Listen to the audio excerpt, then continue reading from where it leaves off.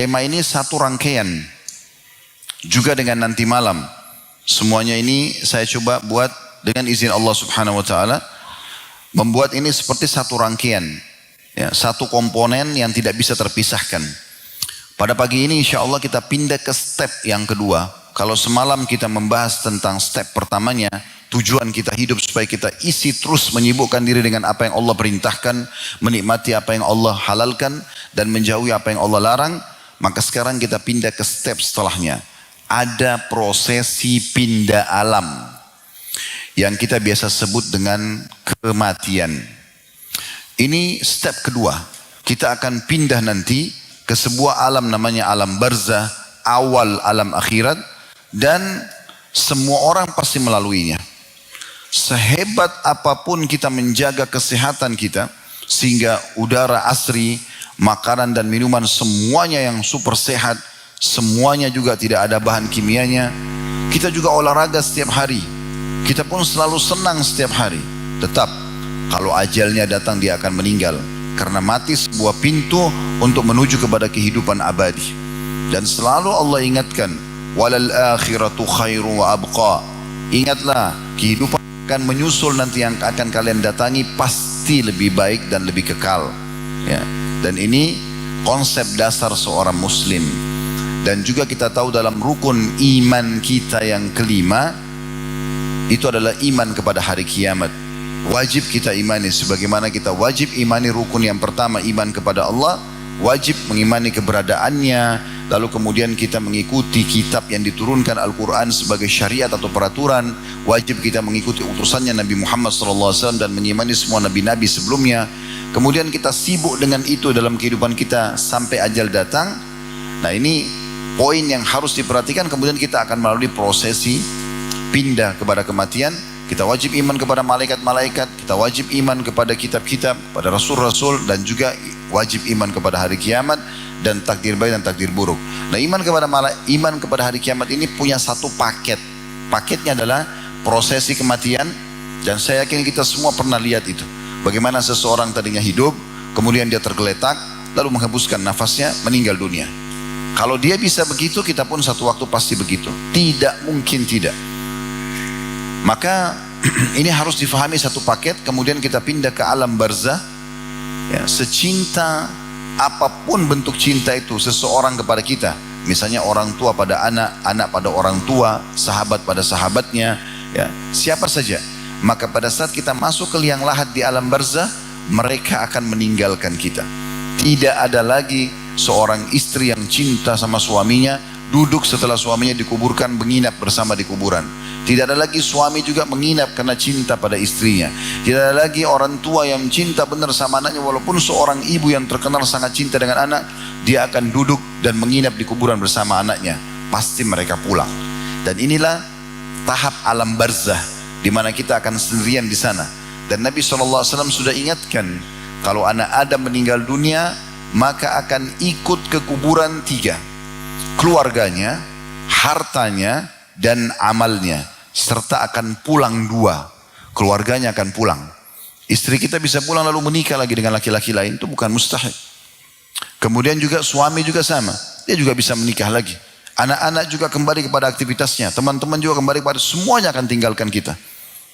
Kemudian harta, semewah apapun mobil yang kita miliki, tidak pernah ada orang mobilnya diikutkan masuk ke liang lahatnya. Pasti cuma parkir di pagar kuburan, beberapa hari kemudian dibagi menjadi warisan. Kemudian yang tinggal, kata Nabi SAW, yang ketiga, amalnya. Nah, inilah tujuan kita diciptakan nih. Teman-teman dulu di majelis ilmu seperti ini, sholat, mengaji, berzikir, memang itu tujuannya. Jadi nggak boleh tujuan ini dijadikan sampingan. Ada banyak orang berzikir, ya kapan ada waktu. Zikir pagi petang selalu luput. Zikir habis sholat dicuekin. Azan didengarkan biasa saja. Padahal itu tujuan utamanya. Lalu dia pindah kepada yang bukan tujuannya. Duduk ngobrol sama teman-temannya, sibuk dengan pekerjaannya. Ini sampingan. Kenapa dibaliknya? Nah, nanti setelah itu pindah dari alam barzah, pindah kepada alam akhirat, puncaknya. Dan ini rangkaian daripada rukun iman kita yang kelima, yaitu kita akan dibangkitkan di mahsyar nanti Dan Nabi SAW pastikan kalian semua akan dibangkitkan di mahsyar nanti. Tidak ada satupun tidak. Dalam kondisi telanjang badan, tidak terkhitan, telanjang kaki. Maka kata Aisyah, ya Rasulullah, kalau begitu orang semuanya malu nanti. Karena laki-laki sama perempuan akan saling lihat melihat. Kata Nabi SAW, hai Aisyah, pada hari itu nanti bukan seperti yang kau bayangkan. Tidak ada lagi waktu orang mau lihat auratnya orang lain. Saya kasih contoh. Kalau seandainya di sebuah tempat kita berada di situ, sedang datang musuh banyak, lalu membantai semuanya orang. Dan kita pun coba melarikan diri dari bantaian musuh itu. Karena di sana ditebas lehernya, di sini dipotong kakinya, di sana ditusuk badannya. Kita mau melarikan diri. Terus kemudian tiba-tiba depan kita ada perempuan lari telanjang. Antum masih bisa syahwat pada saat itu? Atau terjadi kebakaran besar, terjadi gempa, lalu ada orang yang melarikan diri tidak pakai pakaian. Apakah kita masih ada syahwat pada saat itu? Sudah tidak ada. Begitu kehidupan di akhirat nanti. Dan semua orang akan bertanggung jawab dengan amalnya sendiri. Ingat firman Allah Subhanahu wa taala, "Faman ya'mal mithqala dzarratin khairan yarah." Siapa yang buat seperti biji sawi dari kebaikan pasti akan diperlihatkan untuknya dan juga dia akan dapat balasannya. "Wa man ya'mal mithqala dzarratin syarran yarah." Siapa yang buat seperti biji sawi dari kejahatan pasti akan diperlihatkan dan dihukum. Tidak bisa tidak. Jadi harus hati-hati sekali. Kemudian setelah itu baru ada penentuan surga dan neraka. Surga tempat abadi penuh dengan segala kenikmatan dan merupakan target utama seorang muslim. Dan ada neraka tempat yang paling menyakitkan. Ya. Kata Allah SWT, bi'sal masir, seburuk-buruk tempat. Gitu kan? Dan itu adalah tempat siksaan bagi orang kafir akan abadi. Dan mereka sulit sekali untuk keluar di sana. Orang yang masuk surga nanti, kata Nabi SAW, orang masuk surga tidak akan pernah habis masa mudanya. Dalam riwayat yang lain, kata Nabi SAW, kalian akan dibangkitkan nanti, dimasukkan ke dalam surga, dalam postur ayah kalian. 60 siku ke langit. Gak ada lagi orang pendek nanti. Semua orang tingginya sama Nabi Adam. Sekitar 27,5 meter. Kemudian kalian akan berperawakan seperti Yusuf. Tampan semuanya, cantik semuanya. Walaupun kita seperti ini wajahnya, tapi Allah punya cara mengubahnya menjadi pemandangan yang sangat indah. Dan kalian akan berhati seperti Ayub. Ayub alaihissalam orang yang sangat sabar, tenang, tidak pernah emosional. Begitu kondisinya. Bajunya tidak akan rapuh, kata Nabi SAW. Ya. Tidak akan habis masa, tidak akan pernah sakit. Nggak ada beringus, nggak ada meludah, kata Nabi SAW. Dan tidak lagi buang air besar dan buang air kecil. Semua makanan dan minuman yang dikonsumsi oleh ahli surga, yang tidak dibutuhkan oleh tubuhnya, keluar dalam bentuk keringat yang lebih wangi dari bau kasturi. Dan yang luar biasa, kalau di dunia ini teman-teman, kita beli tanah, beli rumah, kepemilikannya sementara. Walaupun sertifikat hak milik di tangan antum. Kapan kita meninggal, jadi hak orang lain. Tapi di surga nanti Allah pastikan dengan selalu mengulangi kata ini setiap kali setelah menyebutkan surga, khalidina fiha, kepemilikan selamanya. Sekali antum milikin istana itu, sekali antum milikin pasangan itu, fasilitas itu, khalidina fiha, kekal selamanya. Ini kebahagiaan yang luar biasa. Begitu juga orang yang masuk neraka. Perhatikan baik-baik kata Nabi SAW, orang yang paling rendah siksanya di neraka, yang paling rendah derajatnya di neraka adalah seseorang yang diberikan 2 sandal dari bara api neraka. Yang pada saat diletakkan di telapak kakinya membuat otaknya mendidih. Itu siksa yang paling ringan. Bagaimana dengan siksa yang paling berat? Ya. Jadi ini rangkaian rukun iman kita. Beriman satu paket semuanya. Dan tidak ada satupun informasi yang kita butuhkan untuk semua apa yang saya sampaikan tadi, kecuali sudah disampaikan secara detail. Kata Nabi SAW, tidak ada sesuatu yang kalian butuhkan untuk surga, yang kebutuhan butuh informasi, amal-amal yang kalian harus kerjakan untuk sana, kecuali sudah aku jelaskan. Dan tidak ada sesuatu yang bisa menyelamatkan kalian dari api neraka, atau menjerumuskan orang ke api neraka, kecuali sudah aku jelaskan. Tidak ada sesuatu yang kita tidak tahu. Semuanya gamblang depan mata kita. Semua nikmat di muka bumi ini, saudaraku seiman, nikmat ya. Enaknya makan, kita dapat makanan yang enak, kita pakai pakaian yang nyaman, kita hirup udara yang segar, semuanya itu adalah miniaturnya surga. Dan semua siksaan yang ada di sini, gangguan-gangguan yang kita rasa tidak nyaman, adalah miniaturnya neraka. Ini adalah rukun iman kita. Oleh karena itu teman-teman sekalian, pada kesempatan ini Kita akan bahas insya Allah tema kita kematian yang ku nantikan atau kematian yang ku dambakan. Saya akan mulai masuk dulu ke step pertama dalam bahasan, kita akan masuk ke step keduanya insya Allah. Step pertama ini membaca dulu dan merenungi, tadabburi dalil-dalil tentang mati itu pasti akan datang kepada setiap orang di antara kita. Supaya kita tidak lalai. Dimulai dari firman Allah subhanahu wa ta'ala, ayat yang masyhur dalam surah Al-Jum'ah. Di ayat 8-nya Allah SWT berfirman, Qul innal mawta alladhi tafirruna minhu fa innahu mulaqikum thumma turadduna ila alimil ghaibi wasyahadati fayunabbi'ukum bima kuntum ta'malun. Katakan hai Muhammad, sampaikan kepada semua orang yang kamu jangkau untuk sampaikan, beriman atau tidak beriman, bahwasanya kematian yang kalian selalu lari daripadanya pasti akan menemui kalian. Dan setelah itu kalian akan dikembalikan kepada zat yang maha mengetahui hal yang gaib dan juga yang nyata. Dan pasti akan diberitahukan apa yang sudah kalian kerjakan. Jadi teman-teman sekalian, ayat ini menjelaskan kepada kita tidak ada orang yang bisa lari dari kematian itu. Tidak mungkin. Banyak orang pada saat keriput mereka berusaha hilangkan berikutnya. Pada saat mereka mulai tua mereka menyembunyikan masa tuanya. Tapi tidak mungkin untuk lari dari kematian. Dia kalau datang sangat misterius. Tidak ada orang yang bisa tahu. Dia akan datang. Di masjid ini pun bisa terjadi. Tiba-tiba malaikat maut datang. Cuma saya yang lihat, anda semua tidak lihat. Kemudian mencabut ruh saya dalam hitungan detik.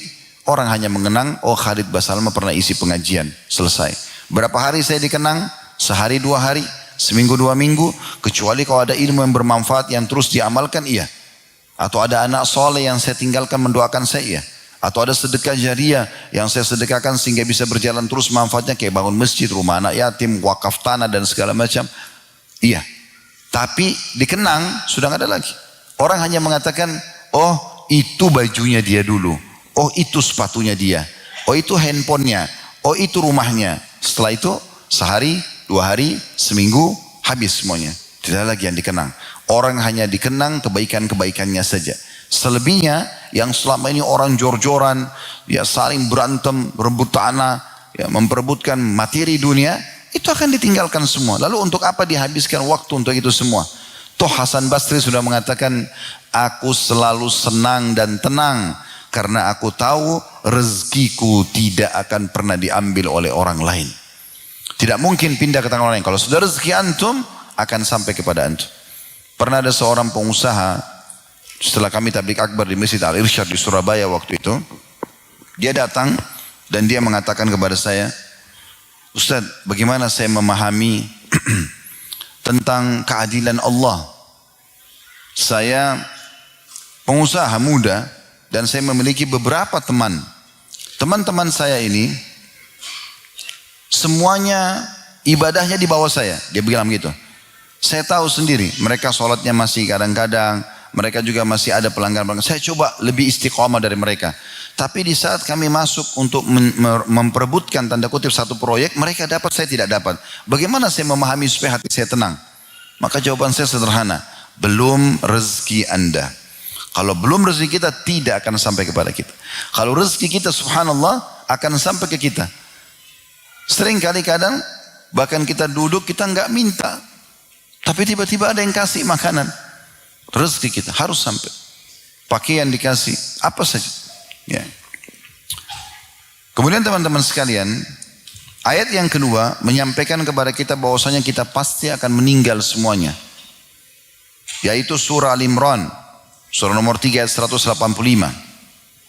Yang bunyinya, ini subhanallah kalau lagi tidak bermasalah kita dari internet, mungkin kalau semua menyalakan data selulernya maka akan mengganggu live kita. Saya akan minta teman-teman buka aplikasi Al-Quran. Cuman khawatirnya memang mengganggu. Seperti semalam kita tidak bisa maksimal live karena memang banyaknya data seluler yang menyala dan mengganggu sinyal ya. Tapi di sini antum bisa dengarkan, kalau yang menulis silakan surah Al-Imran 185. Kullu nafsin dha'iqatul maut. Wa innama tuwaffawna ujurakum yawmal qiyamah faman zuhziha 'anil nari wa udkhilal jannata faqad faz wa mal hayatud dunya illa mata'ul gurur. Kata Allah SWT, semua yang bernyawa pasti mati. Pasti mati. Dan pasti kalian akan diberikan balasan dari perbuatan kalian nanti di hari kiamat. Berbuat ketaatan dan kebaikan akan terima, berbuat keburukan akan dihukum. Maka pada saat itu nanti di hari kiamat, siapa yang diselamatkan dari api neraka dan masuk ke dalam surga, sungguh dia telah mendapatkan kemenangan yang besar. Dan ketahuilah, kehidupan dunia itu hanya kehidupan yang memperdaya saja. Karena akan dilalui. Kemudian juga yang ketiga, surah An-Nisa, surah nomor 4 ayat 78. Allah juga mengingatkan, Aynama takunu yudrikkumul mautu walau kuntum fi burujim musyayyadah.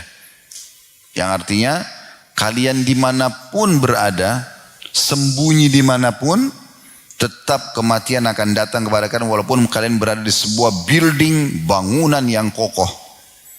Malaikat maut bisa datang menembus semua benteng-benteng, ya, dinding-dinding yang kuat, pengawal-pengawal yang berotot, semua akan dilewati. Tidak ada yang bisa menahan itu. Nabi Sulaiman alaihissalam disegani sekali oleh orang-orang di sekitarnya, terutama para prajurit dari jin, dari manusia, dari hewan-hewan, segan sekali sama beliau. Karena itu Allah suruh begitu. Maka diberikan kerajaan tidak lain untuk orang sebelum sudahnya. Tapi apa yang terjadi? Allah ingin menjelaskan pada para pengikutnya kalau Sulaiman pun mati. Maka Allah buat Nabi Sulaiman dicabut ruhnya sementara beliau duduk di singgasananya. Dan tidak ada yang tahu, karena dalam kondisi duduk berhari-hari tetap matanya terbuka, tetap dalam kondisi duduk pegang tongkatnya. Ketahuannya kapan? Pada saat tongkatnya dimakan oleh rayap. Allah datangkan rayap memakan tongkatnya. Begitu tongkatnya lepas, baru Sulaiman alaihissalam jatuh. Maka pada saat itu pun akhirnya mereka menyadari, terutama dari kalangan jin, kalau ternyata tidak ada yang bisa luput dari kematian itu. Begitu juga Nabi Muhammad SAW, beliau manusia terbaik, tetap juga beliau wafat. Dan akhirnya beliau mengucapkan kalimat terakhirnya, Barir Rafiqul A'la. Saya memilih untuk bertemu dengan Tuhanku. Lalu Nabi SAW meninggal. Hampir seluruh sahabat tidak bisa menerima kematian beliau. Tidak menyangka kalau Nabi mati. Umar bin Khattab yang terkenal dengan imannya baja, menghenuskan pedang sambil mengatakan, siapa yang mengatakan Nabi meninggal, saya akan tebas lehernya. Saking paniknya. Tidak ada yang tenang pada saat itu kecuali Abu Bakar radhiyallahu anhu. Abu Bakar datang, kemudian menepuk pundak Umar, lalu menyuruhnya tenang. Umar mengatakan, pada saat saya lihat Abu Bakar, saya mulai tenang. Lalu Abu Bakar menyuruh duduk semua. Setelah Abu Bakar masuk ke rumah Nabi SAW, melihat Nabi sudah meninggal. Lalu Abu Bakar mengecup keningnya Nabi SAW, menutup wajah beliau dengan kain kafannya. Kemudian beliau mengatakan, ya Rasulullah, Anda sudah lepas dari penatnya dunia ini. Anda menuju kepada janji Tuhan Anda yang sebenarnya. Lalu dia tenangkan para sahabat, dia mengatakan, Man kana ya'budu Muhammadan fa inna Muhammadan qad mat. Wa man kana ya'budu Allah fa inna Allah hayyun la yamut. Siapa yang menyembah Muhammad, ketahuilah Muhammad telah wafat. Tapi siapa yang menyembah Allah, Allah itu zat yang maha hidup dan terus mengurus hamba-hambanya. Nabi Musa alaihissalam pernah kedatangan malaikat maut, tapi dalam wujud manusia. Para nabi-nabi sering didatangi oleh para malaikat, kadang-kadang dalam wujud manusia atau wujud malaikat langsung. Nabi Musa alaihissalam tidak tahu. Lalu kemudian dalam hadis Bukhari dikatakan, malaikat maut ditanya oleh Nabi Musa, siapa kamu, kenapa kamu datang? Dia bilang, saya datang untuk mencabut ruhmu. Maka Nabi Musa alaihissalam pikir ini bercanda. Dia sempat menampar bagian wajah, bahkan dalam hadis dikatakan mencongkel matanya, dia tidak tahu. Pikir ini orang penjahat mungkin. Terus kemudian malaikatmu dalam hadis ini kata Nabi SAW kembali kepada Allah mengatakan, ya Allah, engkau mengutusku kepada hambamu yang tidak ingin meninggal. Maka diperintahkan lagi Allah SWT, kembalilah ke sana dan tanyakan kepada dia, apa dia ingin dipanjangkan umurnya. Lalu datang wahyu menyampaikan kepada Nabi Musa kalau itu adalah malaikat maut. Nabi Musa pun akhirnya meminta maaf dan akhirnya berdialog, berbicara. Ya, dia mengatakan, apakah masih bisa umurku dipanjang? Allah berfirman kepadamu, apakah kau mau dipanjangkan umurmu? Dia bilang iya. Lalu kata Nabi SAW, Allah menyuruh Nabi Musa untuk melewatkan telapak tangannya di badan seekor sapi. Berapa helai bulu yang tersentuh begitulah umurnya. Bisa ribuan nih. Satu kali sentuh gitu banyak sekali bulu sapi kan. Bisa banyak. Maka setelah itu Allah ilhamkan lagi kepada Nabi Musa AS. Nabi Musa bertanya lagi. Ya Allah, kalau seandainya saya telah dipanjangkan umur saya sejumlah bulu sapi itu, apakah setelah itu saya akan mati juga? Maka malaikat Allah mengatakan, tadi surah Al-Imran ini, kullu nafsin za'iqatul maut. Semua jiwa pasti akan mati. Maka Nabi Musa mengatakan, kalau gitu matikan saja saya sekarang. Jadi kalau orang-orang mulia seperti ini saja meninggal, apalagi kita. Jadi dimanapun kita sembunyi pasti akan meninggal. Itu dalil yang ketiga. Yang keempat, dalam surah Ar-Rahman,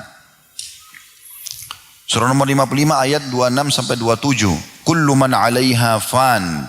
Semua yang ada di alam semesta ini, semua yang ada di bumi ini pasti fan, wafat, binasa. Wa yabqa wajhu rabbika dzul jalali wal ikram. Dan yang hanya tersisa adalah wajah Tuhanmu yang maha mulia dan maha tinggi. Juga dalam surah Al-A'raf, surah nomor 7 ayat 34, berulang-ulang Allah ingatkan kita masalah ini. Walikulli ummatin ajal, fa idza jaa ajaluhum la yastakhiruna sa'atan wa la yastaqdimun. Setiap komunitas hidup maka akan kedatangan kematian. Dan kalau datang batas ajal kematian mereka itu, batas umurnya tidak akan pernah diterlambatkan sesaat dan tidak akan pernah juga dimajukan, tidak akan diundur, tidak akan dimajukan, pasti tepat pada saat itu. Dalam sebuah athar disebutkan bahwasanya Nabi Musa alaihissalam Nabi Sulaiman alaihissalam, astagfirullah, Nabi Sulaiman alaihissalam, iya. Nabi Sulaiman alaihissalam pernah duduk dengan seorang perdana menterinya, salah satu menterinya, dan waktu itu dia kedatangan malaikat maut, Nabi Sulaiman, tapi bukan untuk mencabut nyawanya, berkunjung. Dan saya sudah bilang tadi, para nabi-nabi bertemu dengan para malaikat. Anda sering dengar Nabi Muhammad SAW berbicara dengan Jibril, bahkan Jibril pernah meruqyah Nabi Muhammad SAW, ya, pernah ngobrol dan seterusnya. Ya. Di Ramadan Jibril mengajarkan Al-Quran kepada Nabi Muhammad SAW. Maka satu waktu malaikat maut datang bertemu dengan Nabi Nabi Sulaiman. Lalu kemudian Perdana Menteri yang ada di sebelah Nabi Sulaiman ini ditatap terus oleh malaikat maut ini. Tapi dia tidak tahu kalau itu malaikat maut karena dalam wujud manusia. Lalu setelah pulang, malaikat maut tersebut, si menteri ini mengatakan kepada Nabi Sulaiman, wahai Nabi Allah, siapa tadi tamu anda itu? Begitu tajam tatapan mata dia. Gitu kan. Saya benar-benar ketakutan dengan tatapan mata dia. Maka kata Nabi Sulaiman SAW, dia adalah malaikat maut, datang mengunjungi saya. Tapi saya belum tahu kenapa dia menatapmu. Di saat Allah berikan kesempatan saya bertemu, saya akan tanyakan. Pulanglah menteri ini, kemudian datang malaikat maut yang kedua kalinya. Bertemu dengan Sulaiman AS dengan sesuatu Allah inginkan. Maka Nabi Sulaiman tanya, kenapa anda melihat ke menteri saya itu, ke sahabat saya itu dengan tajam seperti itu? Dia bilang, saya heran dengan orang ini. Allah menakdirkan saya harus mencabut ruhnya di wilayah India. Tapi dia masih ada di sini. Kata Nabi Sulaiman alaihissalam, maha suci Allah. Jadi rupanya si menteri tadi sebelum pulang, dia sempat bilang karena dia ketakutan, dia bilang, wahai Nabi Allah, Allah kan memberikan anda salah satu mukjizat angin. Nabi Sulaiman kalau mau kemana-mana bisa dibawa oleh angin. Maka dia bilang, tolong bawa saya, jasad saya ke India. Kata Nabi Sulaiman alaihissalam, untuk apa ke sana? Di sana jauh, dia tidak ada yang dikenal. Dia bilang, saya cuma minta itu atas nama Allah. Karena dia ngotot, Nabi Sulaiman suruh angin membawanya ke sana. Setelah itu malaikat mau datang. Lalu ditanyakan sama Nabi Sulaiman alaihissalam, kenapa anda memandang seperti ini? Kata malaikat maut, saya heran dia masih ada di sisi anda, padahal Allah catatkan saya untuk mencabut ruhnya di India. Kata Nabi Sulaiman alaihissalam, maha suci Allah yang telah membuat dia punya hajat di India sehingga dicabut ruhnya. Dan ini sejalan dengan sabda Nabi SAW, kalau Allah ingin mencabut nyawa seseorang di satu lokasi, maka Allah akan buat dia punya hajat di sana. Kemudian dicabutlah ruhnya. Begitu prosesnya. Selanjutnya, dalam surah Al-Munafiqun, ayat 11, Allah subhanahu wa ta'ala juga berfirman, وَلَنْ يُؤَخِّرَ اللَّهُ نَفْسًا إِذَا جَاءَ أَجَلُهَا وَاللَّهُ خَبِيرٌ بِمَا تَعْمَلُونَ. Tidak akan pernah ada satu jiwa yang diterlambatkan ajalnya. Dan Allah akan memberitahukan apa yang kalian kerjakan. Ini dalil yang lain ya. Dari selanjutnya juga di dalam surah Al-Waqi'ah Allah Subhanahu wa taala berfirman ayat 56. Nahnu qaddarna bainakumul mauta wa ma nahnu bimasbuqin. Kami betul-betul telah menentukan kematian untuk seseorang atau setiap orang di antara kalian dan kami sekali-kali tidak akan pernah terkalahkan. Maksudnya kalau malaikat maut kami datang, pasti dicabut ruhnya. Tidak akan pernah bisa melawan. Bukan cuma kita, hewan-hewan pun semuanya sama. Akan wafat pada saat itu. Dalam surah Qaf, surah nomor 50 ayat 19, Allah Subhanahu wa taala juga berfirman, "Wa ja'at sakratul mauti bil haqqi dzalika ma kunta minhu tahid." Dan datanglah prosesi pencabutan ruh itu di mana kamu tidak akan mungkin bisa menyangka dan menolaknya. Jadi pasti akan datang. Orang lagi sehat, orang lagi sakit sama. Kadang-kadang lucu ya, sebagian orang mereka lalai dengan ini. Mereka anggap nanti kalau tabrakan, nanti kalau masuk ruangan ICU baru meninggal. Ini pemahaman yang fatal, keliru. Saya mau tanya teman-teman sekalian, mana lebih banyak? Orang yang dirawat di rumah sakit atau orang yang lulalang di depan rumah sakit? Mana lebih banyak? Yang lulalang. Berarti lebih banyak orang mati dalam kondisi sehat, tidak harus sakit. Jangan karena kita masih sehat lalu kita mengatakan, oh saya masih sehat, belum sakit. Beberapa detik ke depan Anda bisa tiba-tiba sakit. Bisa tiba-tiba keselio, bisa ditabrak orang, bisa segala macam kalau ajal datang. Jadi hati-hati, jangan lalai. Kemudian juga Allah SWT juga berfirman, tambahannya lagi. Dalam surah Al-Waqi'ah, surah nomor 56, ini ayat yang berbeda. Kalau tadi di ayat 60-an atau 50-an ya, 56 sampai 57. Kalau ini adalah ayat 83 sampai 87. Allah SWT berfirman, "Falaula idza balagatil hulqum wa antum hina idzin tanzurun wa nahnu aqrabu ilaihi minkum walakin la tubsirun falaula in kuntum ghaira madinin tarji'unaha in kuntum shadiqin." Artinya, pada saat nanti ruh sudah sampai ke kerongkongan, sudah ditarik oleh malaikat, ya. Dan anda atau kamu pada saat itu melihat depan mata kepala, lihat malaikat maut itu nyata, ruhmu dicabut. Dan kami pada saat itu lebih dekat kepada diri kalian, ya. Tapi kalian tidak bisa melihatnya. Kalau kalian tidak percaya ini semua, coba tolak kematian atau kembalikan nyawa yang sudah dikeluarkan. Kalau ada di antara kita, insya Allah tidak ada di sini, tapi tidak yakin dengan kematian itu, coba kalau ada orang yang melalui prosesi kematian dari kerabat kita, dari orang-orang dekat-dekat kita, coba tolak kematian itu. Bantu dia supaya dia tidak mati. Coba tanya teman-teman kita dokter yang sudah sering menghadapi misalnya ada orang kematian di rumah sakit. Ada nggak di antara dokter yang bisa menolak kematian orang pada saat datang? Tidak mungkin. Kalau dia pingsan, dia sakit parah, kemudian dia sembuh, Allah yang memberikan itu. Dokter cuma bisa menuliskan resep semoga lekas sembuh. Coba ikhtiar, tapi bukan di tangan dia. Tidak ada yang bisa menolak kematian itu. Maka Allah mengatakan, coba kembalikan ruhnya orang yang sudah meninggal itu. Kalau kalian tidak percaya, artinya pasti akan datang kematian itu seperti kita semuanya.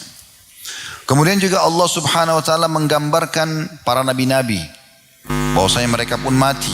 Sebagaimana tadi kami jelaskan, tapi Allah jelaskan dalam surah Al-Anbiya. Dimulai dari ayat 34 sampai 35. Surah nomor 21.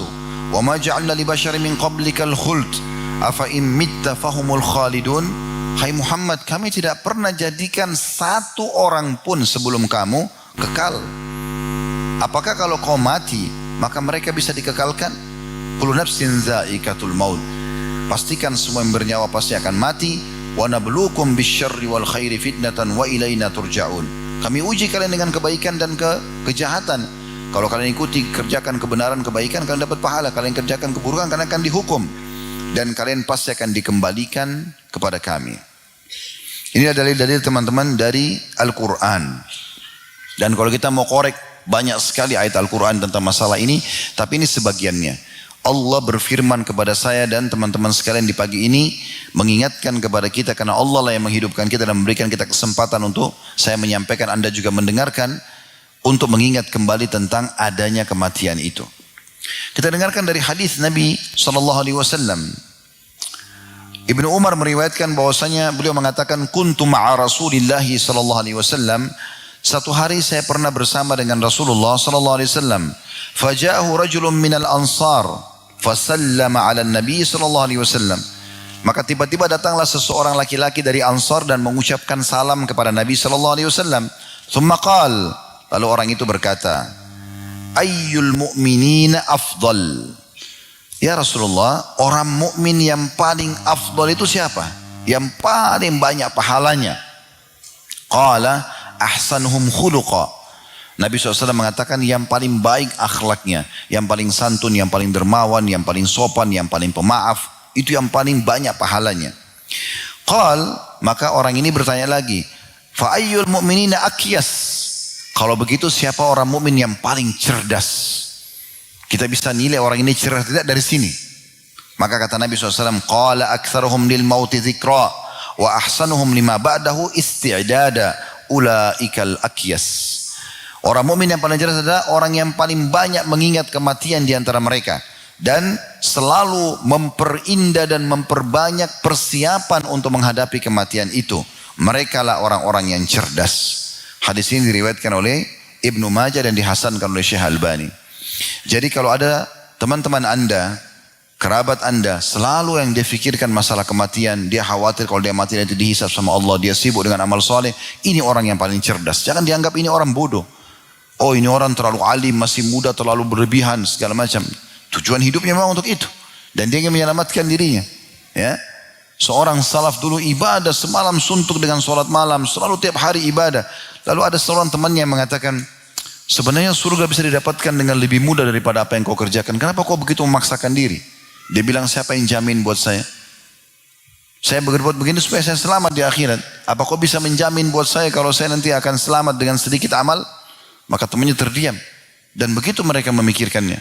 Para ulama salaf dulu, mereka selalu bermuhasabah. Rabi' ibn Hutsaim rahimahullah, seorang ulama tabi'in, itu sampai menggali liang lahat di belakang rumahnya. Dia gali liang lahat sendiri. Tiap malam dia masuk di situ. Tiap malam. Masuk, kemudian dia baca firman Allah subhanahu wa ta'ala, qala rabbirji'un la'alli amalu salihan fima tarak, dalam surah Al-Mu'minun, surah nomor 23, ayat 95, kalau saya tidak sampai 96. Orang-orang nanti kafir pada saat meninggal mereka mengatakan, wahai Tuhanku kembalikan aku, jangan dimatikan dulu. Siapa tahu aku bisa mengerjakan amal saleh yang pernah aku tinggalkan. Kalau Allah bilang, kalla innaha kalimatun huwa qailuha, itu omongan kosong yang mereka ucapkan, tidak akan mungkin terjadi orang dikembalikan lagi. Jadi harus hati-hati sekali. Kita harus pikirkan memang masalah kematian. Nabi SAW juga mengingatkan dalam sabda yang lain diriwayatkan An-Nasa'i, Tirmidzi dan Ibnu Majah, aktsiru dzikra hadhimil ladzat. Banyak-banyak mengingat sesuatu yang memutuskan kelezatan-kelezatan dunia ini. Maksudnya kematian. Juga dalam sabda yang lain, beliau mengatakan aktsiru dzikra hadhimil ladzat fa innahu ma dzakarahu ahadun fi dhiqin minal 'aishi illa wassa'ahu. Perbanyak ingat kematian, karena kalau orang ingat di saat dia lagi sempit, lagi ada masalah di dunia ini, kecuali akan melapangkan hidupnya. Wala fi sa'atin illa dhayyaqahu alaih.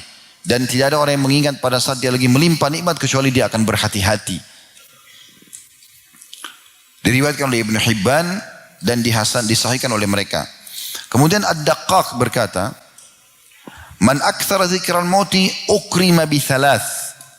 Siapa yang banyak mengingat mati, dia akan dikaruniai 3 hal.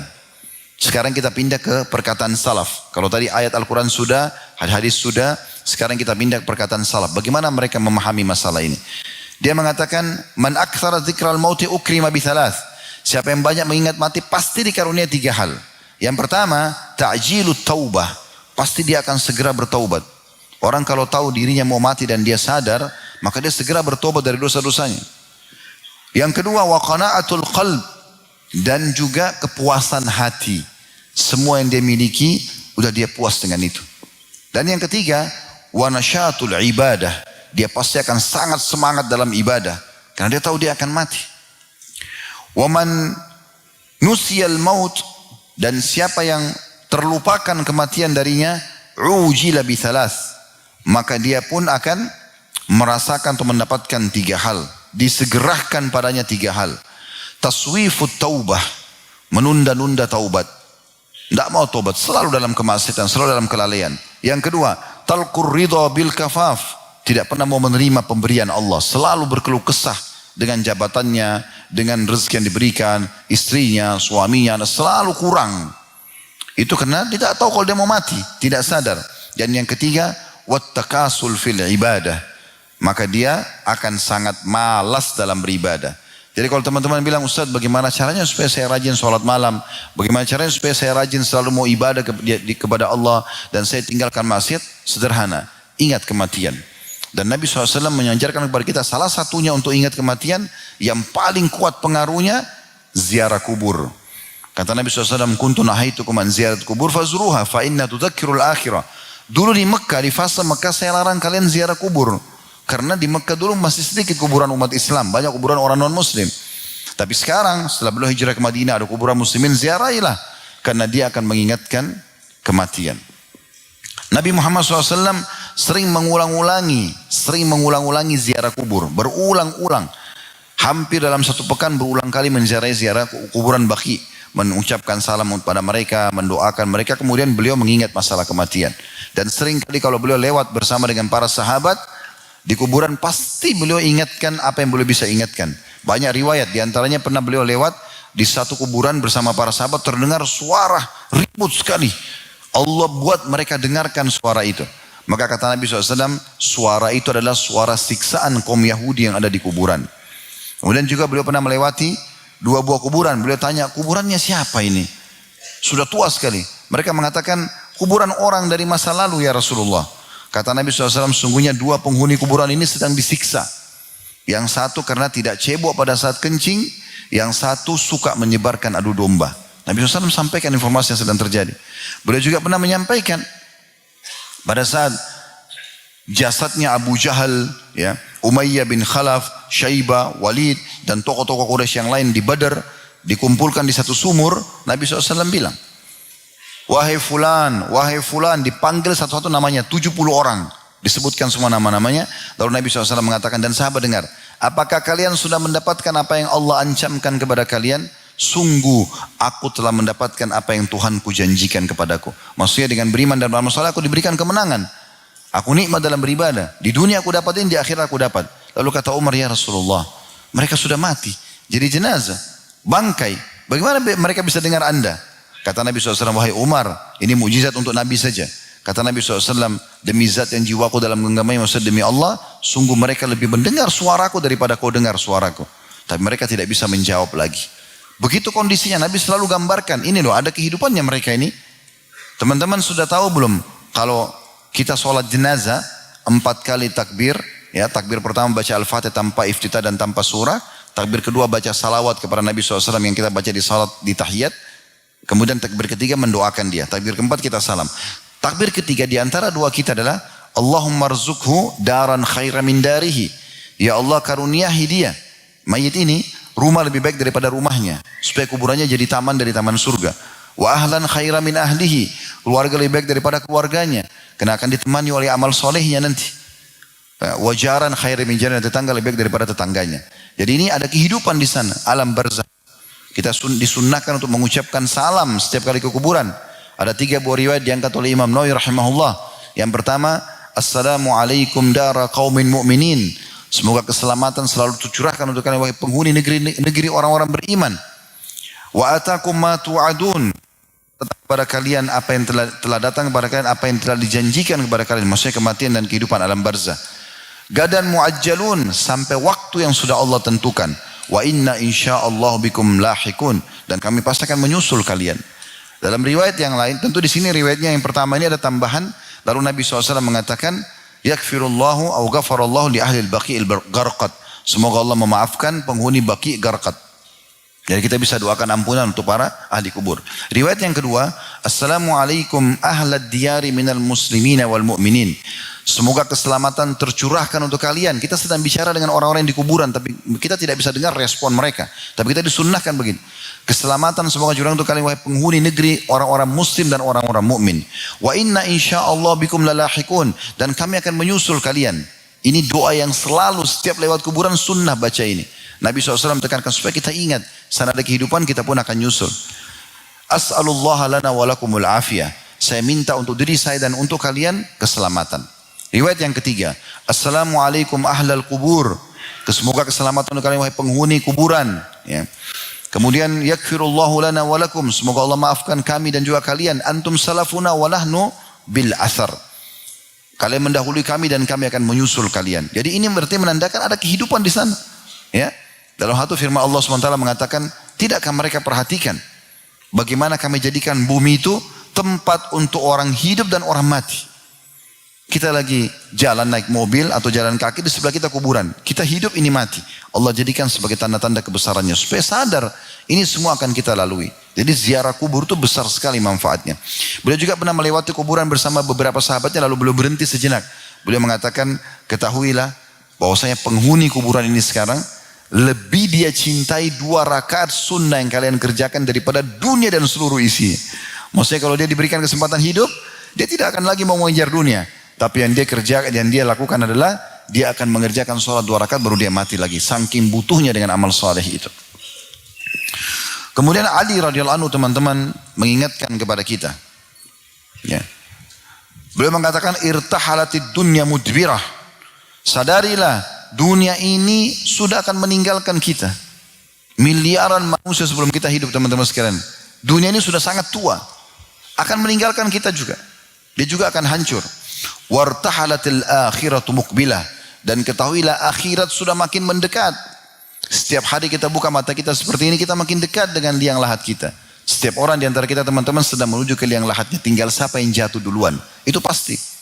Ya. Kemudian beliau mengatakan walikulli wahidin minhuma banun, dan setiap dari 2 wilayah ini, dunia dan juga akhirat, ada anak-anaknya. Ya, ada orang yang ya bertahan untuk membelahnya, ya melakukan yang terbaik di dunia ataupun di akhirat atau untuk akhirat. Fakunu min abna'il akhirah. Jadilah anak-anak akhirat, wala takunu min abna'id dunya. Jangan kalian menjadi anak-anak dunia. Fa innal yawma amal wala hisab. Karena di dunia ini sekarang bebas berbuat tapi belum ada kalian dihukum, belum ada hisabnya. Wa gadan hisabun wala amal. Tapi nanti di akhirat akan ada hisab tapi tidak bisa lagi beramal. Hadis riwayat Bukhari Muslim. Nabi SAW teriak-teriak kepada para sahabatnya, wahai yang punya masalah dengan saudaranya, selesaikan sekarang di dunia. Sebelum datang hari nanti, akhirat. Tidak ada lagi manfaatnya dirham dan dinar. Gak ada lagi manfaatnya rupiah, euro, real, gak bisa. Negosiasi dengan balas tanah, ucapan maaf, kasih building, gak ada manfaatnya. Kata para sahabatnya Rasulullah, lalu apa nanti di sana? Kata Nabi SAW, amalmu atau dosanya dia. Kalau kau jahatin orang, amalmu akan dibagi-bagi. Kita yang sholat dia yang nikmati, kita yang puasa dia yang nikmati, kita haji dia yang nikmati. Karena sibuk gosipin orang, fitnah orang dan seterusnya. Kalau tidak cukup, dosa mereka. Mereka yang zina, mereka yang riba, kita yang dihukum. Maka hati-hati. Saya selalu nasihati diri saya dan saya jadikan pegangan hidup teman-teman. Saya juga berikan kepada anda semuanya nasihat ini. Menujulah kepada kematian dan ke akhirat dengan membawa 2 hal. Bawalah amal soleh, sibuk dari amal soleh ke amal soleh yang lain, dan teman yang soleh, sahabat yang soleh, karena dia bisa berikan syafaatnya. Kalau seseorang mukmin nanti ditimbang amalnya dan dia lolos pada hari kiamat, maka Allah berikan dia kesempatan memberikan pertolongan pada orang lain. Ada orang saking banyaknya pahalanya dan sedikitnya dosanya, kata Nabi SAW, dia bisa memberikan syafaat kepada seperti suku Mudar. Suku Mudar ini suku besar dari Arab. Sekarang mungkin jutaan jumlahnya, ya, anggota suku itu. Tapi ada orang nanti hari kiamat bisa memberikan syafaat sebanyak itu. Teman-teman soleh manfaatnya besar. Dalam sebuah riwayat yang sahih disebutkan, ada orang nanti dari neraka dikeluarkan. Muslim tapi banyak dosanya, dikeluarkan dari neraka. Orang-orang neraka mengatakan, kenapa dia dikeluarkan? Apakah ada amalnya menolongnya? Mereka saling bisik-membisik. Lalu malaikat mengatakan tidak ada. Tapi yang mengeluarkan dia syafaat sahabatnya. temannya. Ada orang saleh yang pernah dia kemudian meminta kepada Allah agar mengeluarkan dia. Jadi ini luar biasa, faedah yang luar biasa. Dan jangan menuju ke akhirat membawa dua hal. Jangan bawa dosa dan jangan bawa musuh. Jangan selalu sibuk dosa. Sampai kapan antum mau buat dosa ini? Sampai kapan terus dengan dosa-dosa? Alhamdulillah kalau kita ikuti dengan taubat dan istighfar. Tapi sampai kapan daripada itu baik kita sibuk dengan amal saleh, gitu kan? Dan juga jangan bawa musuh. Tiap hari bangun cuma tahu cari berita, gosipin orang, kekurangannya orang, aibnya orang, ya, menipu orang dan seterusnya. Makanya jadi masalah ini, ya. Kemudian selanjutnya Nabi SAW menyebutkan dalam sebuah hadis diriwayatkan oleh Hakim, Tirmidzi dan juga Imam Ahmad, "Idza aradallahu bi'abdin khairan ista'malahu." Kalau Allah ingin kebaikan kepada seorang hamba, Allah akan menggunakannya, ya, menggunakan hamba tersebut. Maka qalu, para sahabat mengatakan, "Kaifa yasta'miluhu?" Bagaimana Allah menggunakan hamba itu? Qala sallallahu alaihi wasallam, "Yuwaffiquhu li'amalin salih qabla mautih." Allah akan berikan dia taufik untuk beramal saleh, ya, sebelum dia wafat. Teman-teman sekalian, sehebat apapun Anda menyembunyikan kejahatan Anda, sehebat apapun, ya, ingat, mengatur tipu daya, sehebat apapun, Allah jauh lebih hebat. Allah mengatakan, "Innahum yakiduna kaida wa akidu kaida." Mereka coba mengatur tipu daya, aku juga mengatur tipu daya. Dan Allah mengatakan, "Inna kaidi matin." Sesungguhnya tipu dayaku sangat kokoh. Sehebat apapun Anda mengemas, Anda seakan-akan orang saleh atau saleha, tapi Anda bohong, Allah akan bongkar nanti itu di akhir hidup kita. Allah akan bongkar di akhir hidup kita. Ya, kata Nabi SAW dalam sebuah riwayat, kalau seseorang terbiasa dengan sebuah amal, maka Allah akan tutup dia dengan amal itu.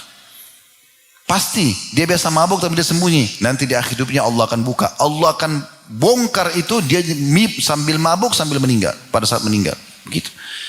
Dan siapa yang terbiasa dengan sebuah amal saleh, Allah tutup dengan itu. Jadi kita kalau mau tahu orang ini husnul khatimah atau su'ul khatimah, bukan dari fisiknya, tapi dari amal dia beberapa hari sebelum meninggal.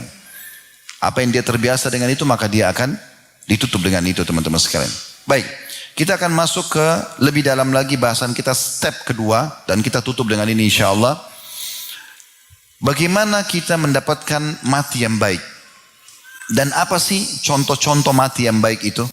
Kita akan berikan banyak contoh-contoh teman-teman sekalian, dan usahakan ini menjadi target utama kita. Toh kita juga akan mati, maka usahakan husnul khatimah, atau tertutup dengan mati tersebut dengan kebaikan. Maka ini penting untuk digarisbawahi, dan itu ada penentuannya di tangan kita masing-masing. Penentuan untuk kita husnul khatimah atau su'ul khatimah, baik mati atau buruk matinya, ada di tangan kita. Kita sendiri yang menentukan. Ingat, setiap ibadah ada kenikmatan, jangan sia-siakan itu, selalu kerjakan. Dan setiap dosa punya kenikmatan, tinggalkan walaupun ada kenikmatannya, karena dua ini tidak bisa ketemu.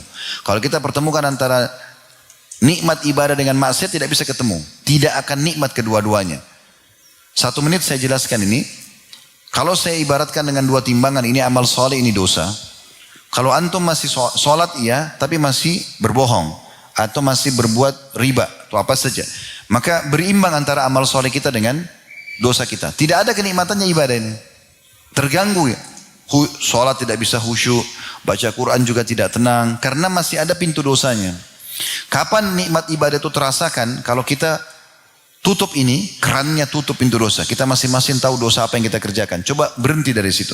Terus kerjakan ibadah biasa saja. Sholat 5 waktu, sholat qobliyahnya, sholat duha, zikir semampunya. Ini akan naik nanti. Kalau makin naik, makin tebal iman itu. Tapi ini harus ditutup.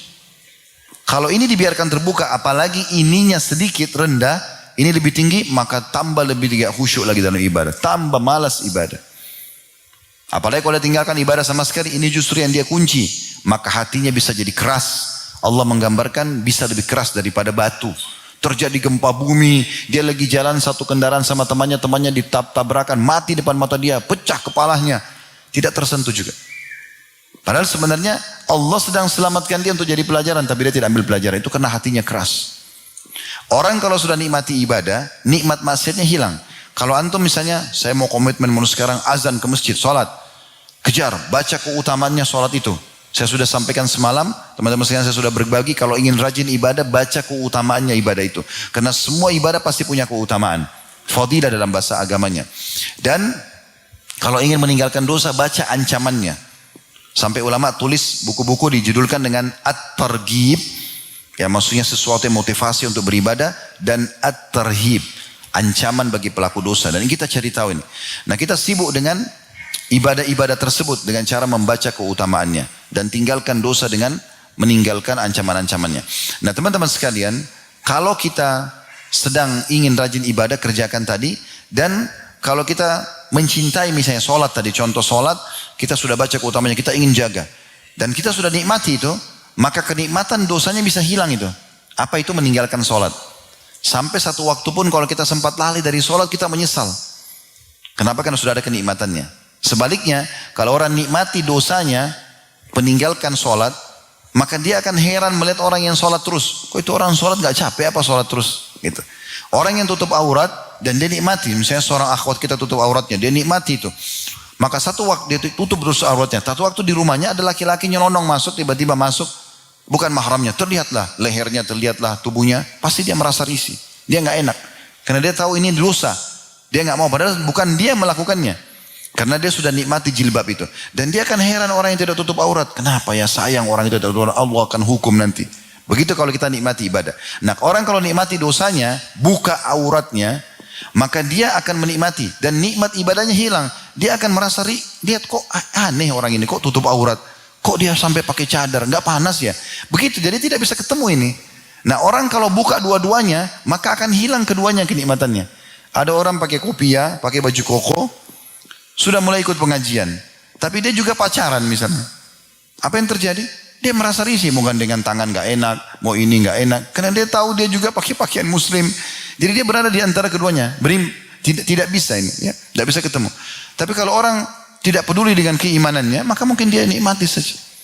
Orang mabuk tapi dia juga masih sholat. Dia mabuk jam 4 subuh misalnya. Azan jam 4.30. Pada saat dia mau mabuk. Dia gak enak mabuknya. Karena dia setengah-setengah. Mau sholat sebentar nih gimana? Tapi kalau orang tidak pikirkan sholatnya, dia tidak pikir ibadahnya, dia mabuk biar sampai tidur di jalanan dia nggak peduli. Nah begitu, jadi nggak bisa ketemu. Mulai detik ini teman-teman coba buat satu komitmen dari pengajian ini ke depan. Semoga Allah SWT mudahkan, nikmati ibadah itu dan maksimalkan serta tutup semua keran-keran dosa. Nanti di situ antum akan rasakan iman itu akan bertambah. Karena ahli sunnah wal jamaah mengatakan iman bertambah dengan ketaatan, berkurang dengan kemaksiatan. Baik, kita masuk ke step keduanya. Mati-mati yang baik dalam Islam. Yang pertama adalah orang yang meninggal dalam keadaan mengucapkan la ilaha illallah. Sesuai dengan sabda Nabi SAW, man kana akhiru kalamihi la ilaha illallah dakhala al-jannah.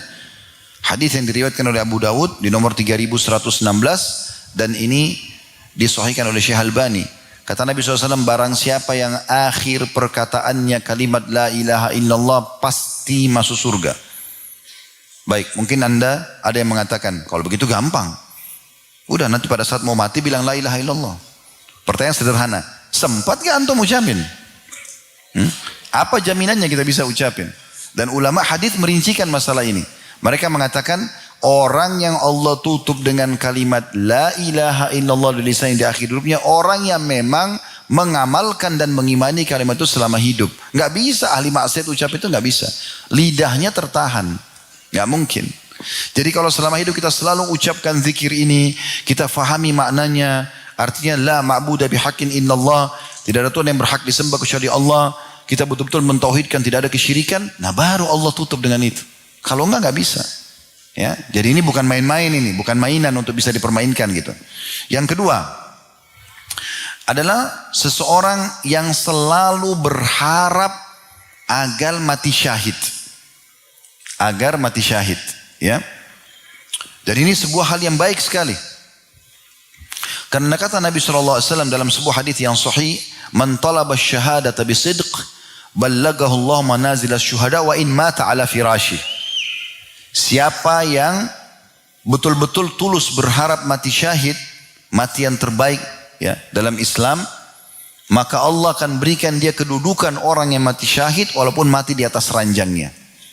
Jadi selalu baca keutamaan orang mati syahid, itu kan. Dan orang mati syahid ini banyak ya, bukan cuma mati di medan perang. Dengarkan hadisnya. Hadis yang pertama riwayat Bukhari dan Muslim. Kata Nabi SAW, asyuhada'u khamsatun. Orang yang mati syahid ada 5. Beliau mengatakan, al-mat'un, ya. Orang yang kena wabah, taun. Kalau terjemahan di kamus-kamus saya lihat itu wabah pes. Tapi sekarang setelah masa corona kemarin, ulama mengeluarkan fatwa bahwasanya masuk umumnya wabah. Makanya orang yang meninggal corona kemarin dianggap juga begitu. Ya. Kemudian yang kedua, wal mabtun. Yaitu orang yang meninggal karena menderita sakit di perutnya. Sakit apa saja. Yang penting penyakit perut. Itu juga mati syahid. Kemudian yang ketiga, wal gharik. Dan orang yang mati tenggelam. Yang keempat, wasahibul hadmi. Dan orang yang tertimpa reruntuhan bangunan. Kemudian yang kelima, wasyahidu fi sabilillah. Yaitu orang yang mati syahid di jalan Allah. Dalam hadis yang lain, hadis ini diriwayatkan Ahmad. Dan juga hadis ini dinilai sahih berdasarkan syarat Imam Muslim. Abdullah bin Bushr radhiyallahu anhu berkata bahwasanya Rasulullah SAW bersabda, al-qatilu fi sabilillah. Orang-orang yang mati di jalan Allah, syahid, terhitung mati syahid. Tentu ini tergantung kadar keikhlasan ya. Karena ada juga orang yang mati di medan perang tapi tidak dapat mati syahid. Kata para ulama, ini Allah pilih siapa yang paling tulus hatinya ingin mati baru Allah kasih. Dan subhanallah, syuhada di medan perang ini dihitung lebih sedikit daripada orang yang hidup. Perang Badar ada 314 sahabat, yang mati syahid 60. Enggak semua mati syahid. Padahal sudah jelas-jelas kalau zaman sekarang kan masih jarak jauh orang nembak. Kalau zaman dulu pedang sama pedang. Tombak bisa dilempar setiap saat, anak panah bisa dilemparkan setiap saat kepada kita. Tapi cuma 60 yang mati. Di perang Uhud ada 700 sahabat, yang meninggal 70 orang. Di perang Khandak enggak ada sahabat yang mati. Di perang Khaybar juga dihitung jari sahabat yang mati. Dihitung jari. Tidak disebutkan berapa pas jumlahnya, tapi ada beberapa orang yang disebutkan meninggal pada saat itu. Di antaranya ada satu orang dari suku Badui yang baru masuk Islam, kemudian dia syahid, dia mati. Dan Nabi SAW mengatakan, siapa yang mau lihat penghuni surga yang belum pernah sujud sekalipun, lihat orang ini. Karena baru syahadat, ikut perang lalu mati. Tapi tidak disebutkan namanya orang ini. Cuma dihitung jari, padahal perang Khaybar itu antara 1.400 pasukan muslim melawan 10.000 pasukan Yahudi. Sedikit yang mati. Begitu terus dengan peperangan-peperangan yang lain, ya. Sedikit sekali para syuhada. Jadi syuhada ini memang orang yang mati dalam perang ini orang yang betul-betul tulus. Mungkin Anda bilang, Ustaz, bagaimana caranya ya orang supaya mau termotivasi mati? Ini nggak gampang ini. Mau oke menerima, tentu bukan kita pasrah, kita melawan, tapi pada saat musuh tusuk badan kita, musuh tembak kita, atau kita kena bom, bagaimana caranya supaya saya bisa menghadapi itu? Sederhana. Jawabannya, coba fahami teman-teman sekalian dan renung ini. Mati itu dalam Islam satu. Mati dalam Islam itu cuma satu. Ada orang mati ditabrak kereta api kepalanya hancur. Ada orang tenggelam di lautan habis badannya dicabit-cabit oleh ikan. Ada orang yang naik pesawat meledak. Dan ada orang mati di atas ranjang. Tidak apa-apa, tidak sakit, tidak ada kena apa-apa yang menurut mata manusia tidak berbahaya bagi dia. Semua itu dalam Islam melalui satu proses. Itu saja. Yaitu sakaratil maut, pencabutan ruh oleh malaikat. Dan Nabi SAW mengatakan, kalau orang mukmin meninggal, maka malaikat maut di ubun-ubun kepalanya akan mengatakan, hai jiwa yang baik, keluarlah kepada rahmat Tuhanmu. Maka ruhnya keluar lebih mudah daripada keluarnya air dari mulut kendi. Anda lihat kendi air, kalau Anda keluarkan air dari mulutnya itu mudah sekali keluar air, begitu ruhnya orang mukmin keluar. Insya Allah semoga kita termasuk ini. Dan orang kafir maka akan sulit keluar karena malaikat maut mengatakan, hai jiwa yang busuk, keluarlah pada murka Tuhanmu. Maka ruhnya berserakan di tubuhnya, nggak mau keluar. Lalu Nabi SAW menggambarkan, lalu malaikat maut mencabut dengan keras, ibaratnya seperti bulu domba yang dibasahkan, lalu dililitkan di pohon berduri dan ditarik dengan keras sehingga berantakanlah bulu domba itu. Itu saja. Jadi orang yang ditabrak kereta api nggak lagi bilang, aduh kepala saya sakit, nggak ada. Dia cuma lihat malaikat maut cabut ruhnya, jasadnya dia nggak pikir lagi. Orang yang ditusuk musuh, orang yang ditebas lehernya, orang yang meledak di atas pesawat, tidak lagi lihat itu. Itu cara memahaminya. Jadi jangan lihat prosesinya. Makanya para sahabat kenapa mereka termotivasi untuk perang? Karena mereka tahu. Mereka pada saat ditusuk musuh ajal datang tidak akan sakit lagi. Seperti itu. Maka orang yang mati syahid ini kedudukannya paling tinggi. Mati di medan perang. Tentu ini dengan syarat-syarat dan rukun yang benar ya. Bukan seperti sebagian orang sekarang mengatasnamakan jihad lalu bom sana sini. Ini enggak benar, ini enggak ada dalam Islam. Semua ulama muslim pasti membantah masalah itu. Ya. Karena namanya bom bunuh diri. Sekarang bom dirinya lalu dia mati syahid. Orang pun kalau masuk medan perang menghadapi musuh dia kena bom mati itu baru mati syahid. Itu pun tergantung dari keikhlasan dia. Kemudian yang kedua dalam hadis Abdullah bin Bushr ini selain al-qatilu fisabilillah syahid. Orang yang berperang di jalan Allah terbunuh mati syahid. Wal mat'unu syahid. Orang yang kena wabah taun atau wabah secara umum adalah syahid. Wal mabtunu syahid. Orang yang mati kena penyakit perut juga syahid. Wa man mata fisabilillah fahuwa syahid. Dan barang siapa yang mati sementara dia sedang berada di jalan Allah, seperti menuntut ilmu, mencari rezeki yang halal, ya. Pokoknya dia di jalan benar gitu ya. Silaturahim keluarga, maka ini insya Allah mudah-mudahan masih dianggap mati syahid. Riwayat yang lain, Jabir bin Atiq radhiyallahu anhu mengatakan, dan hadits ini diriwayatkan oleh Abu Daud dan juga hadits ini ya, disahihkan ya, oleh para ulama hadis. Kata Nabi SAW, asyhadatu sab'un siwal qatli fisabilillah. Mati syahid ada 7 selain mati di medan perang. Berarti ada tambahannya. Kalau tadi kan disebutkan ada 5, ini ada 7. Kalau tadi pun 5 itu sudah masuk mati syahid di medan perang. Kalau ini Nabi SAW tambahkan lagi. Ini karunia yang luar biasa untuk kita. Kata Nabi SAW, mati syahid itu ada 7 selain mati di medan perang. Yang pertama al-mat'un, syahid. Orang yang kena wabah, maka dia mati syahid. Wal ghariq, syahid. Orang yang tenggelam, mati syahid. Wa sahibu zatal jambi syahid. Dan orang-orang yang kena penyakit lambung, mati, syahid. Ya. Wal mabtunu syahid. Orang yang kena ya, penyakit di perutnya syahid. Jadi yang pertama adalah orang yang kena wabah, yang kedua orang tenggelam. Kalau dalam hadis ini urutannya, orang yang meninggal kena penyakit lambung, kemudian yang keempat orang yang kena penyakit perut secara umum, apapun itu, dia juga syahid. Kemudian kata Nabi SAW, wasahibul hariq, syahid. Orang yang mati kebakaran, syahid. Kemudian walladhi yamutu tahtal hadmi, syahid. Orang yang meninggal dalam kondisi kena reruntuhan bangunan, syahid. Wal mar'atu tamutu bijum'in, syahid. Dan wanita pun yang meninggal dalam kondisi bayi di perutnya atau prosesi melahirkan, syahid. Nah, di sini ada tambahan wanita, ya. Beberapa waktu lalu subhanallah sempat terjadi di Masjid Haram ya. Itu kejadian yang luar biasa itu. Kalau antum sempat lihat yang reruntuhan Masjid Haram jatuh. Itu secara struktur dan itu disampaikan juga oleh para arsitek pada saat itu, kayaknya itu nggak mungkin terjadi. Bangunan sekokoh itu secara hitung-hitungan manusia nggak mungkin rubuh, dijatuhin pun alat berat itu tidak mungkin separah itu. Subhanallah, ditemukan pada saat dibersihkan ada orang meninggal lagi sujud, ada yang pegang Quran dalam kondisi dia ditimpa tuh mati, Quran masih di tangannya. Ya. Ada yang lagi pakai baju ihram dan segala macam. Maka subhanallah saya mengatakan maha suci Allah yang telah memilih siapa yang mati syahid. Mungkin ada di antara mereka yang minta supaya mati di situ. Allah datangkan ini dan Allah pilih. Subhanallah. Kemudian dalam riwayat yang lain disebutkan oleh Ibnu Ambari, lianna Allah Ta'ala ya, wa malaikatahu alaihimus salam yashhaduna lahu bil jannah. Fa makna syahid masyhud lahu.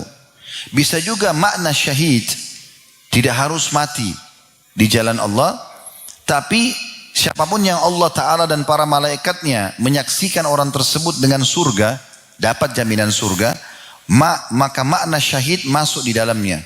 Ini diambil daripada syarah Sahih Muslim. Baik, ini yang kedua dari mati syahid ya, berharap agar mati syahid. Berdoa kepada Allah agar ditutup dengan hidupnya. Dengan cara apa terserah, itu terserah Allah. Gitu kan? Tapi kita minta tulus supaya Allah jangan saya mati biasa. Matikan saya dalam kondisi syahid. Dan siapa yang berharap itu tulus dari hatinya, nanti Allah yang pilihkan, maka dia akan mendapatkan derajat nanti di akhirat orang yang mati syahid walaupun dia mati di atas ranjangnya. Misal antum mati bukan kena perang, antum mati bukan kena kebakaran, bukan kena tenggelam, bukan kena reruntuhan, bukan kena wanita yang melahirkan. Tapi kita mati dasarnya cuma dalam hati ini berharap kalau Allah bisa matikan syahid, maka Allah akan kasih. Ya. Ulama menanggapi tentang harapan Khalid bin Walid radhiyallahu anhu. Sahabat ini dari dulu berharap mati syahid sampai dikatakan dalam gambaran tubuh beliau tidak tersisa tempat kecuali ada sabetan pedang atau bekas anak panah atau tusukan tombak. Penuh badannya beliau dengan luka. Karena perang terus hidupnya. Walaupun menang terus dalam peperangan. Terakhir beliau meninggal dalam kondisi di atas ranjang. Tidak mati. Tapi kata para ulama, karena Khalid bin Walid ini berharap sekali mati syahid, Allah memberikan kepada dia. Karena niatnya yang tulus. Ya.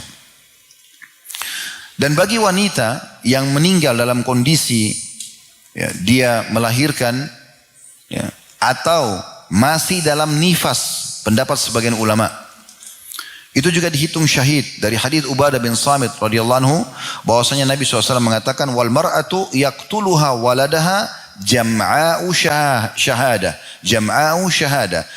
yajurruha waladuha bisaririhi ilal jannah.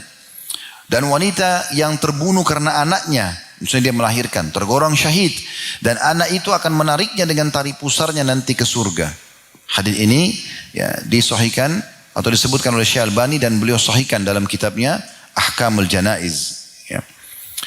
Kemudian yang perlu digarisbawahi dari jenis-jenis orang yang mati syahid ini teman-teman sekalian, ulama merincikan mengatakan kalau keutamaan dunia nilai mati syahid semua dapat. Maksudnya mereka mati baik, husnul khatimah.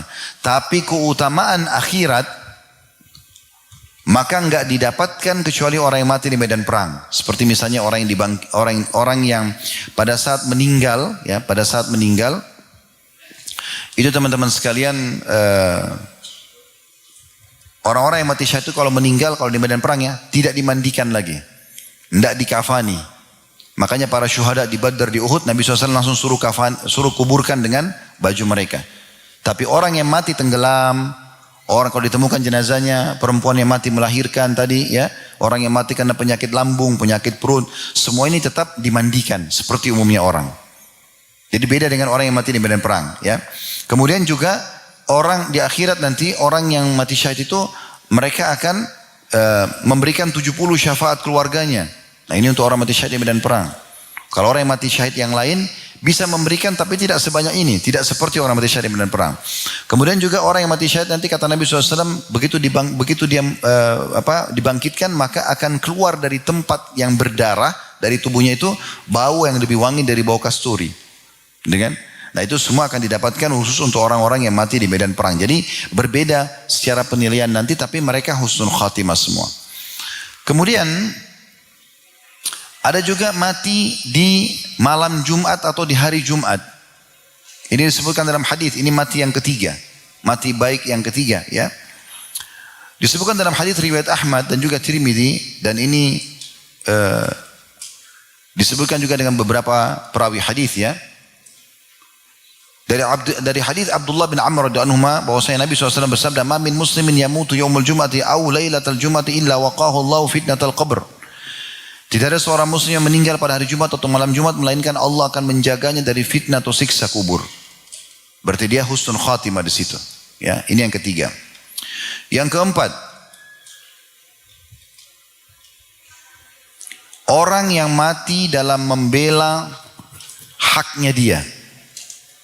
Hartanya misalnya mau direbut oleh para perampok, ya, dirampas, lalu dia berperang, dia lawan lah, walaupun dia sendiri, sampai dia terbunuh, maka syahid. Kembali kepada sebuah hadis dari hadis Abu Hurairah radhiyallahu anhu, qala ja'a rajulun ila Rasulillah sallallahu alaihi wasallam, datang seseorang kepada Nabi SAW, faqal, dia berkata, ya Rasulullah, ara'aita in ja'a rajulun yuridu akhdha mali. Wahai Rasulullah, bagaimana pendapat Anda kalau ada seseorang yang mau merampas hartaku? Bagaimana? Apa yang harus saya lakukan? Apa sikap saya? Kata Nabi SAW, la tu'ti malak. Jangan kau kasih hartamu. Dan ini teman-teman luar biasa ya. Islam mengajarkan sifat ya keberanian pada saat membela kebenaran. Tidak boleh pengecut. Jangan kau kasih. Lalu apa kata orang itu? Dia lanjutkan. Dia mengatakan, qala araita in qatalani, Bagaimana kalau orang itu memaksa dan dia berusaha membunuhku? Kata Nabi SAW, qatilhu, lawan dia. Lawan itu perampok. Ini sabda Nabi ya. Lalu kemudian, bagaimana kalau saya terbunuh di tangan dia? Kata Nabi SAW, kau mati syahid. Kalau kau meninggal dibunuh oleh perampok tersebut, kau mati syahid. Qala araita in qataltuhu, qala huwa finnar. Kata orang ini, bagaimana kalau saya yang bunuh dia? Kata Nabi SAW, dia masuk neraka. Begitu Nabi SAW mengingatkan kepada para sahabat, dan hadisnya hadis sahih riwayat Muslim nomor 140. Ya, dan memang kita sudah tahu di antara doa-doa Nabi SAW adalah beliau berlindung dari sifat jubun namanya, pengecut. Ya, pengecut. Tentu teman-teman sekalian, keperkasaan bukan untuk pamer, bukan untuk menunjukkan kepada orang perkasa, ya, teriak-teriak, bukan. Justru kalau antum melihat ada orang sangat tenang, tidak emosional, nah itu orang yang perkasa sebenarnya. Tapi di saat dibutuhkan dia akan keluarkan untuk membela dirinya, kemampuannya untuk membela dirinya sampai dia mati syahid. Itu yang kata Nabi SAW dalam hadis yang sahih. Laisa sur'atu bil ghadab. Bukan keperkasaan, kejantanan. Ya. Itu dilihat daripada teriak-teriaknya orang. Walakinna sur'atu man malaka nafsu indal ghadab. Tapi keperkasaan itu terlihat, keberanian itu justru pada saat orang bisa mengontrol emosinya. Dia saat terdesak, dia melawan. Ya. Dalam riwayat yang lain, bahwasanya ada seseorang juga datang kepada Nabi SAW. Qala ja'a rajul ila Nabi SAW faqala ar-rajulu ya'tini fayuridu ilai fayuridu mali. Ini sebenarnya hadis diriwayatkan oleh Qabus bin Mukharik, ya, dari bapaknya, dari ayahnya. Dia mengatakan, aku mendengarkan Sufyan Tsauri menyebutkan hadis ini. Dia mengatakan bahwasanya ada seseorang datang kepada Nabi SAW dan mengatakan, ya Rasulullah, bagaimana kalau seandainya ada seseorang yang datang ingin merampas hartaku? Qala zakirhu billah. Kata Nabi SAW, ingatkan dia kepada Allah. Bertakwalah kepada Allah, takutlah. Nanti Allah akan hukum kamu, ingatkan.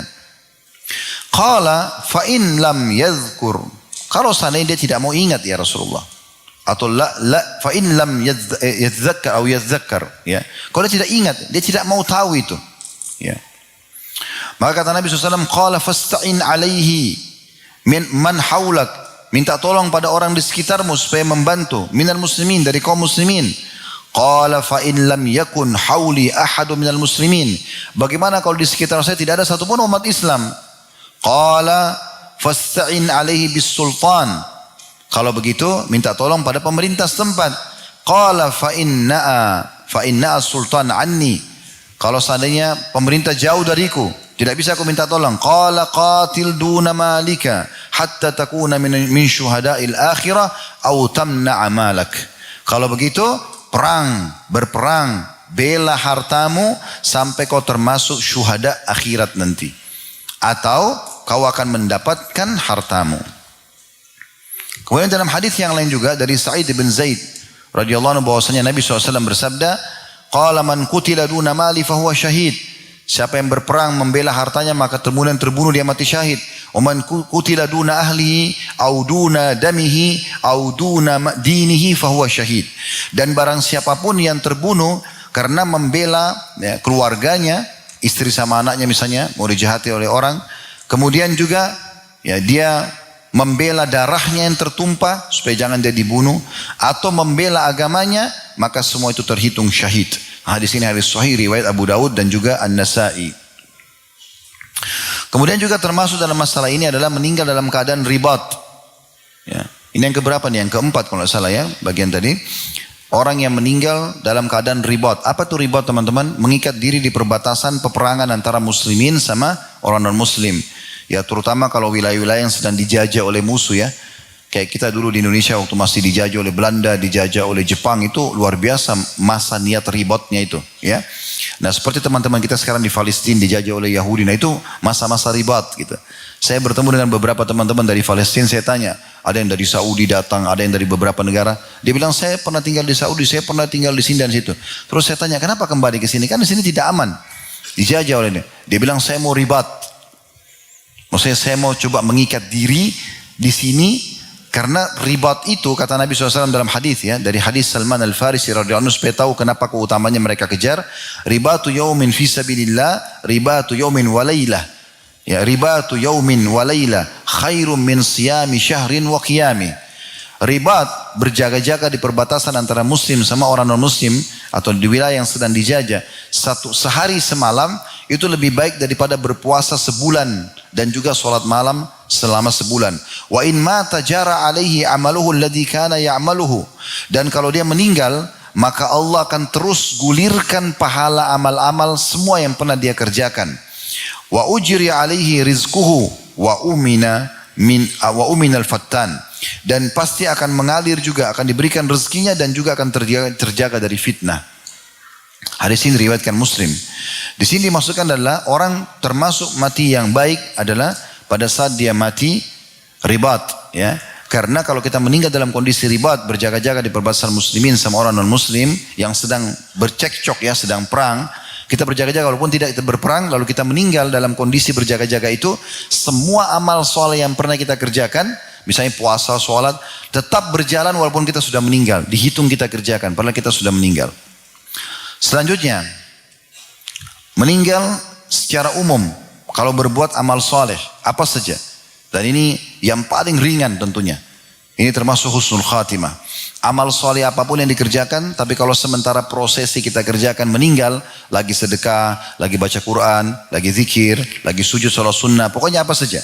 Maka itu juga termasuk husnul khatimah. Dari hadis Hudzaifah bin Yaman radhiyallahu anhu beliau berkata bahwasanya Nabi SAW bersabda, "Man qala la ilaha illallah ibtigha wajhillah, khutima lahu biha, dakhala al-jannah." Barang siapa yang mengucapkan la ilaha illallah karena ikhlas mencari wajah Allah, kemudian amalnya ditutup dengannya, maka ia masuk surga. Kemudian dikatakan, "Wa man shama yauman ibtigha wajhillahi, khutima lahu biha, dakhala al-jannah." Siapa yang berpuasa satu hari, niat ikhlas karena Allah, kemudian dia meninggal dalam kondisi puasa, dijamin masuk surga. Wa man tasaddaqa bi shadaqatin khutima lahu biha, dakhala al-jannah. Dan barang siapa yang lagi bersedekah, kemudian ditutup hidupnya dengan sedekah, lagi prosesi sedekah, lagi transfer atau mengantarkan makanan atau minuman yang mau disedekahkan atau pakaian, kemudian dia meninggal, maka dijamin masuk surga. Hadis ini disebutkan oleh Syalban dalam Ahkam al-Janaiz dan beliau menyatakannya sahih. Ini teman-teman sekalian, ya, yang dianggap mati syahid yang ke-5 atau yang ke-6, ya. Kemudian juga termasuk husnul khatimah adalah kalau banyak orang yang memujinya di saat dia meninggal, pujian orang, ya. Jadi kalau teman-teman mau tahu poin ini, sekarang bayangkan diri kita di detik ini meninggal. Kira-kira menurut antum pribadi, orang akan nilai baik atau tidak? Misal pada saat kita meninggal ini, keluarga kita, istri, suami, keluarga, teman-teman sekitar kita, lingkungan kita mengatakan, si fulan mati, orangnya baik. Misal contoh. Bayangkan aja antum mati sekarang, orang akan bilang apa sih? Kalau orang akan bilang baik, berarti itu baik, itu baik. Itu husnul khatimah. Kalau orang cerita buruk, berarti su'ul khatimah. Ini kembali kepada sebuah riwayat. Dari Umar radhiyallahu anhu, beliau mengatakan, ya, atau dari awal riwayatnya, Anas bin Malik meriwayatkan radhiyallahu anhu, dia berkata, mereka pernah rame-rame para sahabat mengusung jenazah. Lalu, atau lewat, waktu Anas bin Malik, Umar bin Khattab dan sahabat-sahabat Nabi lain lagi sama Nabi, terus ada jenazah lewat. Dan jenazah itu lagi diusung, gitu kan. Lalu orang-orang yang mengusungnya itu dan mengantarnya menyebut-nyebut kebaikan, memuji orang ini. Orang ini baik, orang ini soleh, orang ini begini. Maka tiba-tiba Nabi SAW mengatakan wajabat. Maksudnya sudah seperti yang kalian ucapkan. Berarti orang ini baik, gitu. Lalu kemudian lewat lagi jenazah yang kedua. Orang-orang pada mengusung jenazah itu, tapi orang sebutin keburukannya. Orang ini jahat, orang ini begini, disebutkan keburukannya. Maka kata Nabi SAW, wajabat. Seperti yang kalian ucapkan. Maka Umar mengatakannya, Rasulullah, apa maksud anda dengan perkataan anda? Telah terjadi itu. Seperti yang kalian ucapkan. Maka kata Nabi SAW, Hadza asnaitum alaihi khairan, fawajabat lahul jannah.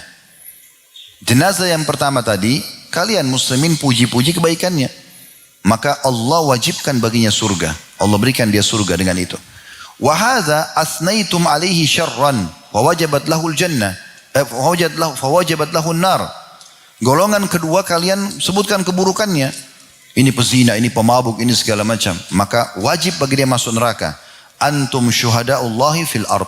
Ketahuilah kalian adalah para saksi-saksi Allah di muka bumi. Hadis ini hadis sahih, diriwayatkan oleh Bukhari dan Muslim. Juga dalam riwayat yang lain, riwayat ini diriwayatkan Imam Ahmad dan dengan sanad sahih, bahwasanya Abul Aswad radhiyallahu anhu mengatakan, aku pernah mendatangi Madinah, lalu duduk menghampiri Umar bin Khattab. Kemudian lewatlah jenazah, lalu Umar mendengar orang-orang memuji kebaikan terhadap jenazah tersebut. Beliau mengatakan, wajabat. Seperti Nabi sampaikan di masa hidup beliau kan, wajib ini dia.